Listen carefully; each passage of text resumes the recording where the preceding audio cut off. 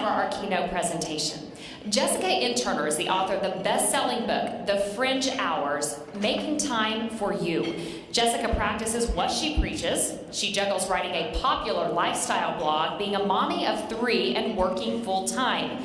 She founded her blog, The Mom Creative, in 2006, and is now a trusted voice in the blogosphere. Numerous brands include Southwest Airlines, Maytag, P&G, World Vision, Shark, American Crafts, World Market, and Hallmark have all partnered with Jessica for features on their products and services. Jessica's writing can also be found on HuffPost Parents, parenting.com, and Daysprings Encourage. An award-winning marketing professional, Jessica has spent more than a decade working with clients in healthcare, banking, and higher education. She currently works for one of the nation's top healthcare institutions, developing social media and all of that content strategy. Jessica and her family live in Nashville, Tennessee. Please welcome Jessica Turner.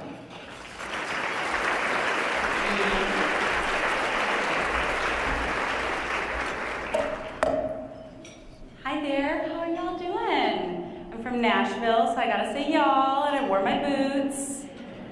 It was 80 degrees on Sunday, so I remembered to bring a coat when I came to Nebraska for the first time. It is so good to be here. Thank you so much for having me. I'm just gonna get the slide deck up. Do we have it? Oh, we're one ahead. That's all right. There we go. All right, so to give you a little picture about where we are going today, I thought it first might be helpful for you to see a bit of my life. So day to day, I'm doing social media and content strategy for Vanderbilt in Nashville. And you can see me hard at work right there in the corner. Those are my hands with my phone taking pictures of Ryan Seacrest and Taylor Swift at the opening of our Seacrest Studios at the Children's Hospital in Nashville, where I work. So really, really fun job getting to do things like that, and then also just tell the stories of so many of the families that we are serving. Then I'm an author as well. Now, how many of you love Target in this room? I mean, that's only half of you. You guys, that is the mothership to me. My parents met at Target in the 70s. My mom still works for Target. I used to decorate the Christmas trees when I was growing up because they used to close early Sunday nights and we would decorate the trees. So Target is in my blood, and I sobbed like a baby in the book aisle when I found my book there. So I write books, and then I have 3 little kids. Are you guys dying? Because I am dying over our costumes this year for Halloween. Yes, we did Nintendo. Yes, I was the pipe with the flower coming out. And I made that, you guys. That is some serious crafting going on. Our kids are Elias, who's 9, Adeline is 6, and Ezra is almost 3, and every bit of a 3-nature right now. Hold me until he's 4. Holy smokes, I don't think we're ready. So we are busy. And I think if I sat down and talked with all of you, while your Halloween costumes might not have rocked as much as those Nintendo costumes, your life is probably just as busy, right? All of us are busy. And we are all striving to not feel so stretched too thin, right? We want to thrive. And as I travel all over the country and I talk to folks and say, what's going on in your life? What's your struggle? Over and over and over, I hear words like exhaustion, overwhelm, frustration. I'm just stretched too thin. Does anyone relate to that? I hope so, because that's what we're going to talk about today. So, a lot of us strive for this idea of work-life balance, right? We go to conferences, we go to seminars, and we want to know, what does it mean to have work-life balance? How can I have balance? What do I need to do to achieve it? You guys, guess what? It's a lie. There is no such thing as work-life balance. If I have a child that is sick, guess what? That impacts my workday. If I'm very busy at work and I have a huge deadline that I need to hit, that impacts my home. I I just turned in a manuscript November 1st, and so that means from June all the way to the end of October, I was working 7 days a week after week after week after week. You guys, you should see my house. It's a disaster, right? Because my work was impacting my life. And so there's no such thing. And so how do we fix this? Well, first of all, we need to stop talking about balance. We need to recognize that there are going to be seasons of busyness, where sometimes that busyness is going to be at home, sometimes it's going to be at work, sometimes it's going to be both. And recognize that, and instead pivot to looking more toward satisfaction. Are we satisfied in the work that we're doing? Are we satisfied in the activities that we're involved in? Are we satisfied with the relationships that we're cultivating? Do we feel content? That's what we're seeking, not balance. We're seeking contentment. And so that's what I'm going to talk about today. How do we do that? We start by looking at our present. And there might be some of you in this room right now who feel like you're drowning. And that picture, being beneath the surface, is what life feels like right now. That everything is overwhelming, that you really don't even know where to begin. So I'd encourage you to ask yourself, what is life like right now? And maybe you do put it in buckets and you separate work, home, marriage if you're married, kids if you have kids. How many parents in the room? Just so I can kind of get a sense. Okay, most of us. So think about that. What is life like at work right now? Are you happy in the work that you're doing? How are your relationships with your coworkers? Are you taking a lunch break? If you're not taking a lunch break, you should be. Think about home. How do you feel? How does home make you feel? Do you feel stressed? Do you feel like things are pretty good? What about your marriage if you're married? How's your relationship with your spouse? Are you like two ships just passing in the night? When was the last time you had a date night? What about your kids? Are mornings filled with yelling and we gotta get to this and we gotta get to that? Do your homework. Are you spending quality time with your family? Really take some time to think about it. Journal maybe. Figure out what your present looks like. Then I want you to actually set goals. And when I first started thinking about goal setting in my personal life, I thought it was super weird. Like, I understand setting goals at work, right? And we're at the end of the year, so some of you might even be doing that in your business right now. I know we're thinking about next year in my job, and we're setting goals, and we have numbers that we want to hit. But take that home. Do that at home. Do that in your life. Because the great thing about setting goals is that it gives you motivation. It gives you more time, because you're no longer spending time doing things you don't really want to do. Because you're motivated. Goals are inherently motivational. And so set goals for what you want your life to look like. And then work toward doing that. And when you're moving toward a goal, you're going to feel less stressed. You will see 6 months, 12 months from now, a life change has happened. And that you will be thriving because you are working towards something that matters to you. Then I want you to evaluate your week. Okay, so we have started really big and looked at just life as a whole. We've set some big goals. Now I want you to get granular.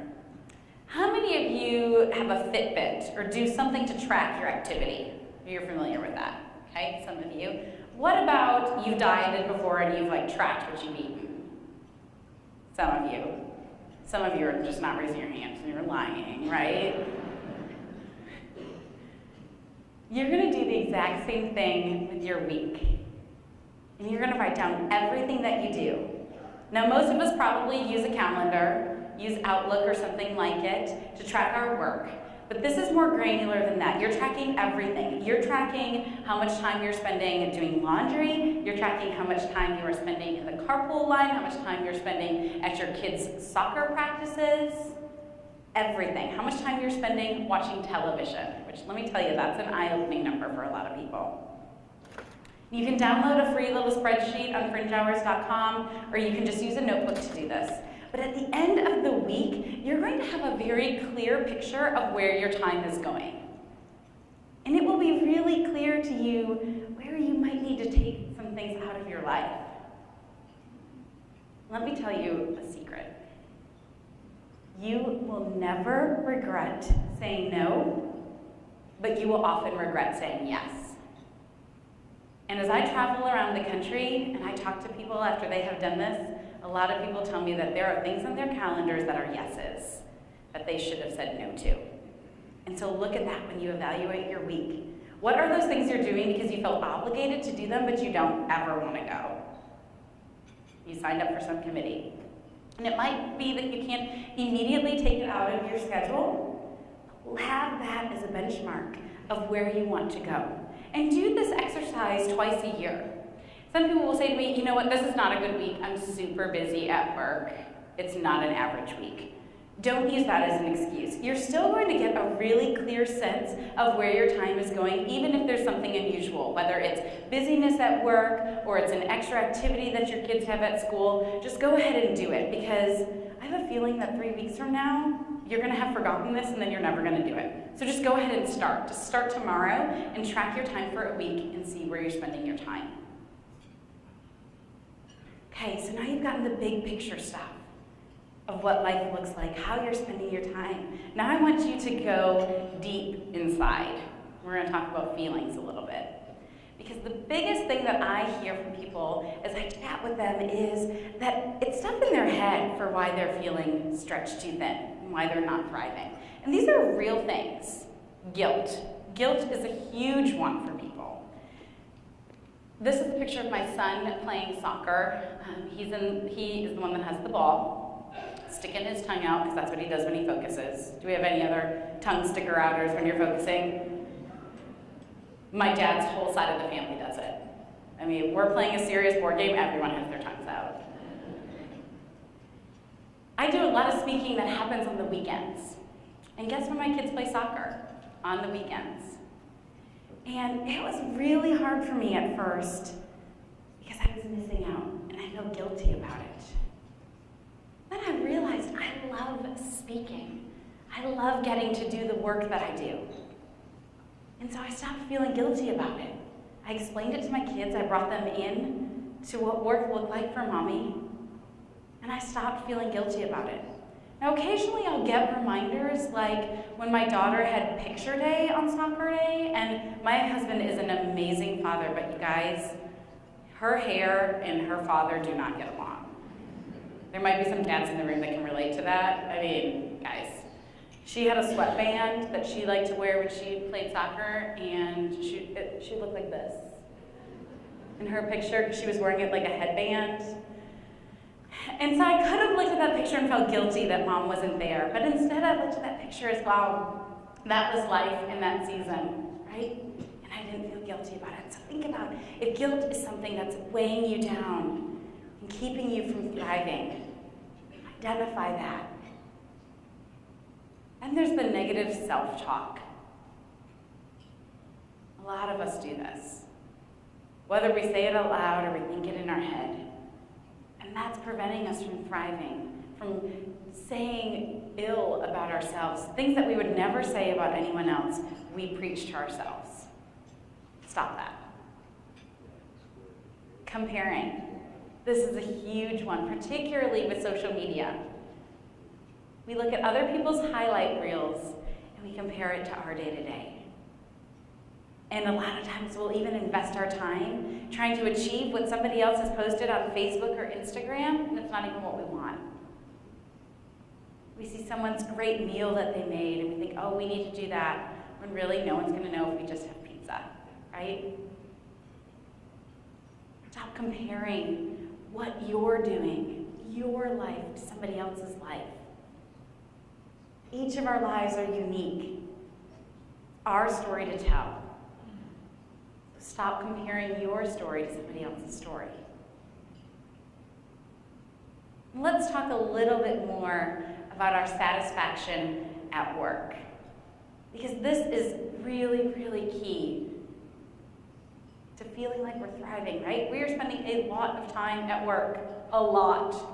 And if you're not satisfied in the work that you're doing, in the place that you are, the place that you've maybe been called to be, maybe you need a different job, or you need to shake some things up.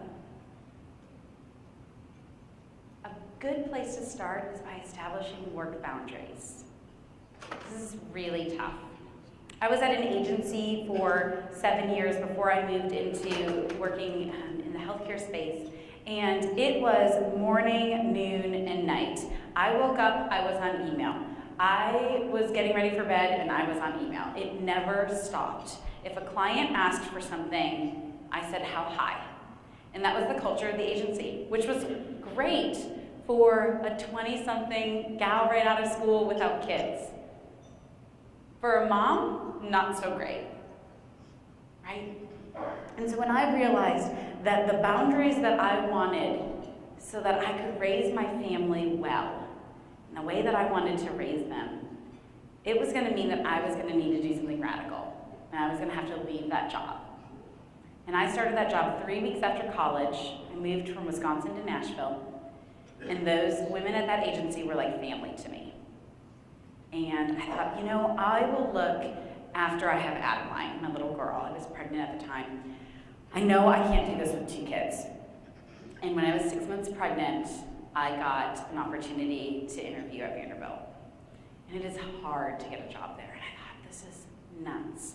I'm going to change jobs while I'm 6 months pregnant. And you guys, I'm a horrible pregnant person, okay? Like, my husband jokes that I am Eve, and I have to have every single symptom that God brought down on women for pregnancy, okay? Because I have them all. It's like, what am I doing? Leaving my job, leaving the security of this work family, going somewhere new. I'm gonna be super sick. And then Adeline didn't sleep for 18 months. So basically, I was a shell of a person the first 2 years at this job. But I took the leap, and it was the best decision I could have ever made for my career and for my family. Because I was able to establish really hard boundaries. I was not taking work home at night. I was not working on weekends. If I did choose to work on weekends, no one would respond to me, because no one was working. So think about that. What are the boundaries you need to set? Is it that you're going to leave at a certain time? Is it that you're not going to take on one additional project? Is it that you're going to say no to something? And sometimes it's hard to establish boundaries because you have to have hard conversations. But again, it's that saying yes when you really should say no. It is always worth it to be boundaried in your work. You'll get respect from your colleagues. They will know exactly where you stand, exactly what they can expect. But you have to communicate that.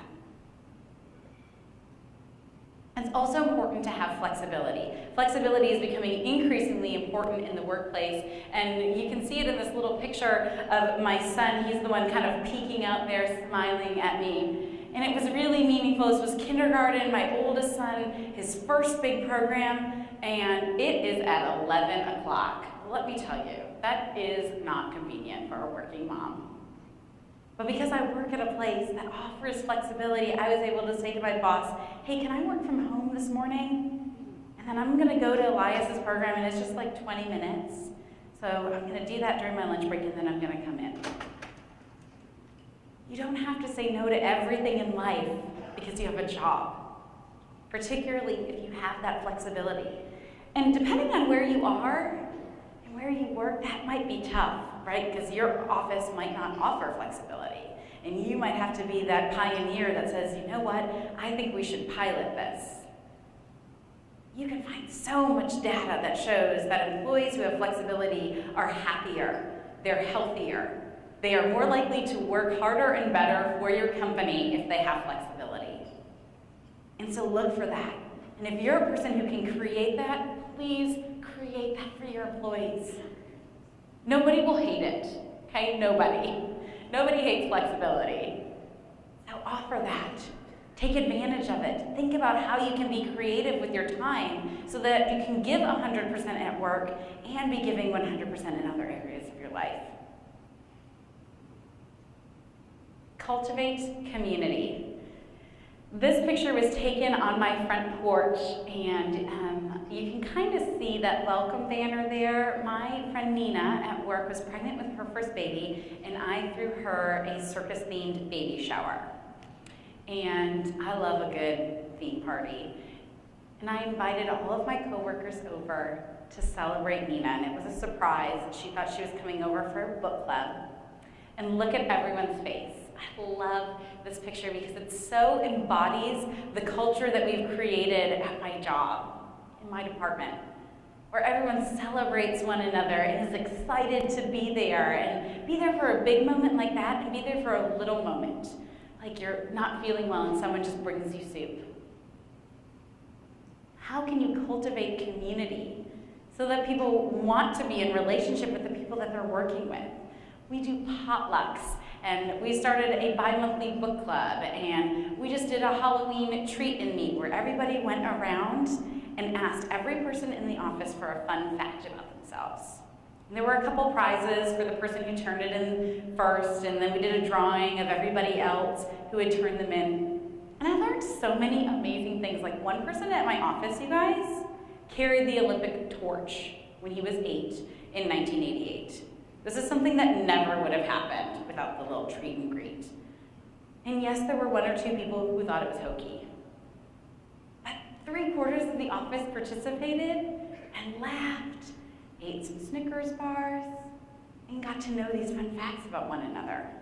My fact was obviously about my parents meeting at Target, because what better fact is there than that? It's amazing. So think about ways you can cultivate community at work.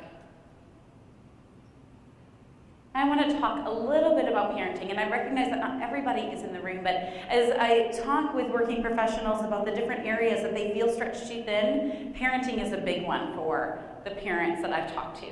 So a couple different ways that you can do that. Ultimately, just because you work, you can still be a great mom or dad. It's about the way you invest in your kids. That when you're with them, you're really with them. When I come home, my phone goes on a table in the front of our house, and I'm not on it from those hours of 5:30 to 8 when my kids go to bed. I don't get a lot of time with them during the week, right? I get 2 hours in the morning and 2.5 hours in the evening. That's it. They're at school longer than they're with me. And so when I realized that, I thought, man, I don't want them to look back on their childhoods and say, Mom was always on her phone. Mom was always on her laptop. Really think about how are you making great memories. When I was working 7 days a week, I was really conscientious that when I got home, work had to stop. It was all in. And what happened is, even though I was working 60 hours a week, my kids didn't drastically feel like Mom wasn't there, right? And your jobs might be different than mine, but that doesn't matter. The time that we have is short. What's that saying? The days fly by, the years are short. Think about how you're spending your time. Think about the words that you're saying. Look in your kids' eyes.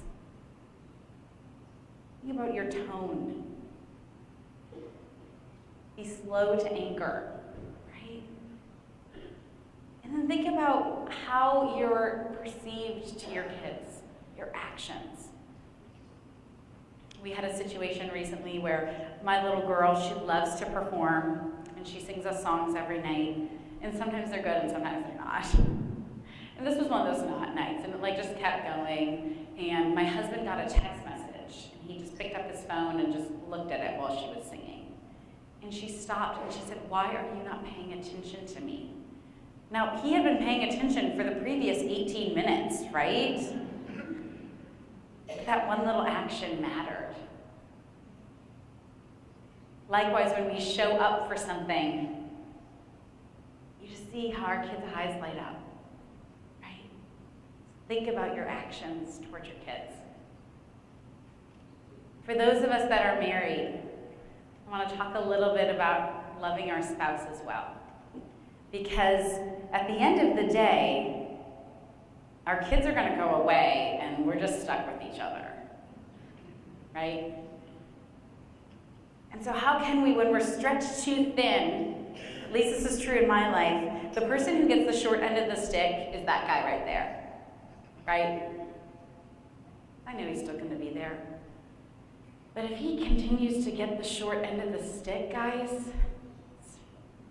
that's when damage happens, right? So this is Matthew in Egypt, and listen, I'm not gonna lie, this is amazing. He got a call asking, hey, do you wanna go around the world for a month with Morgan Freeman? What? He got to do the show, The Story of God, the first season, with Morgan Freeman. I see some nods, some of you have seen it. And he got a call, and the man on the phone said, hey, do you know anyone that would be able to take off a month of their lives to do this?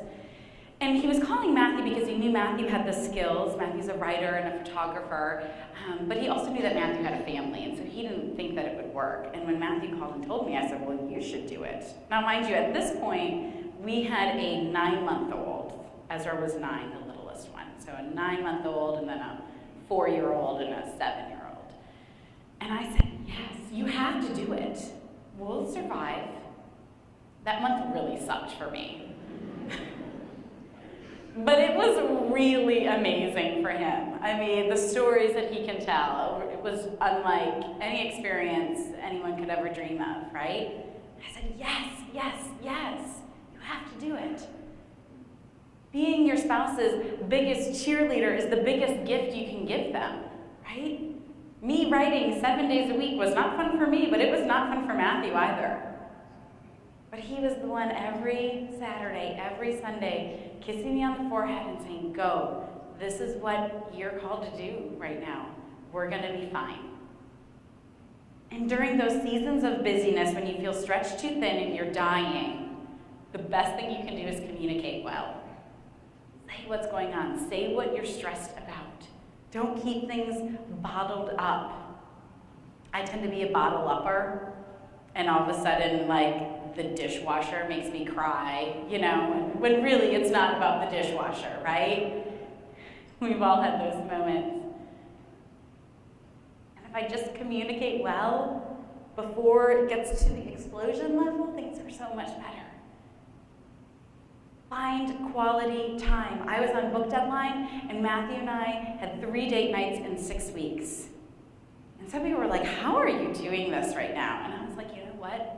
This is the only thing keeping me alive right now, is this time away, time to connect, right? Also, don't be the one who's blaming. Look at your own part in the story. Accept what you've contributed, right? And be kind. I mean, I shouldn't have to say this, but I know I need to remind myself of it. So just a reminder that kindness wins. Kindness always wins. It wins in the workplace, and a lot of times we know that at work, but then we come home and we're our worst selves. And really, these are the people we love the most, and we should be our best selves, right? Managing your home is another struggle area for working professionals. 2/3 of the women I surveyed who were working moms said that this was an area of struggle for them. And so if this is something, man or woman, that feels stressful to you, that your home is getting the short end of the stick, here's a couple ways that you can maybe feel a little less stretched too thin and feel like your home is all right. First, involve your kids. Sometimes kids today feel a little entitled, and I think that's just a good reason to work them a little bit more and involve them in the chores. This picture was taken about 2 years ago, so Adeline was about 4 there. And my kids fight over Swiffering the floors. If you guys don't have a Swiffer, get a Swiffer, okay? Because your floors will be changed. They will be clean all the time because everyone loves squirting that little stuff. Establish habits. When we walk in the house, we take our shoes off, and they go in the drawers right by the door. And once you start to cultivate those things in every room of your house, it becomes a little easier. One professional that I interviewed who helps with home management for other working professionals said, you need to create habits that you can stick with. And so maybe it's that every night, everyone cleans for 10 minutes. And I've got a family of 5, so that's 50 minutes of cleaning that happens every night, and suddenly things become just a little less chaotic. Now, granted, my 3-year-old is doing more mess than clean, right? But I'll get 10 minutes from him soon. Create systems that work. I loved an organizing professional that I talked to who said, people love creating pantries with all those glass jars for the first week, and then they hate filling the glass jars. And so then it becomes a burden, right? Like, it looks great in Better Homes and Gardens, but in actual living, it's not a useful system, right? So you want to create a system that's going to work for you, that you're actually going to use. Also, use services that can make your life easier. How many Amazon Prime people do I have in the audience? I mean, right? Those of you who are not raising your hand, you are missing out. You can get a free trial for the holidays. Just go ahead and do it. Your life will never be the same, right? Oh, I need to buy soccer cleats. Let me go ahead and prime those to my house so I don't have to run an errand. We're having a birthday party next week? Okay, let me go ahead and order all the supplies and they're at my house and I don't have to do any errands. Use services that can make your life easier. In Nashville, we have a grocery shopping service that literally brings your groceries into your house and into your kitchen.